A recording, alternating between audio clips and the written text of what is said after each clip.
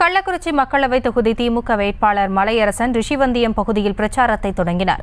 கூடுதல் விவரங்களோடு இணைகிறார் எமது செய்தியாளர் ஜனார்த்தனன். விவரங்கள். வணக்கம் ஆஷனி.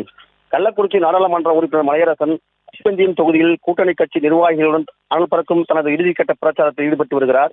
தமிழ்நாடு முழுவதும் வருகிற 19ஆம் தேதி ஒரே கட்டமாக நாடாளுமன்ற தேர்தல் நடைபெறவுள்ள நிலையில் பல்வேறு அரசியல் கட்சிகள் அனல் பறக்கும் தீவிர பிரச்சாரத்தில் ஈடுபட்டு வருகின்றனர்.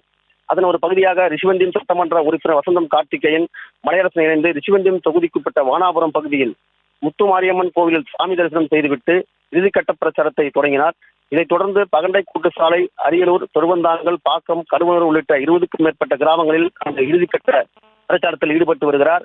ரிஷிவந்தியம் தொகுதியில் தனது இறுதிக்கட்ட பிரச்சாரத்தில் வாக்கு சேகரிக்க வந்த மலையரசனுக்கு பெண்கள் மற்றும் கட்சி நிர்வாகிகள் சாலையில் இருபுறங்களிலும் மலர்கள் தூவியும் சாலையில் பூக்களை கொட்டியும் வரவேற்பு அளித்தனர். இன்றுடன் ரிஷிவந்தியம் தொகுதியில் தனது பிரச்சாரத்தை நிறைவு செய்ய உள்ளதால் களம் சூடுபிடிக்க உள்ளது. விவரங்களுக்கு நன்றி ஜனார்த்தன். செய்திகளை உடனுக்குடனும் துல்லியமாகவும் தெரிந்து கொள்ள சப்ஸ்கிரைப் பண்ணுங்க.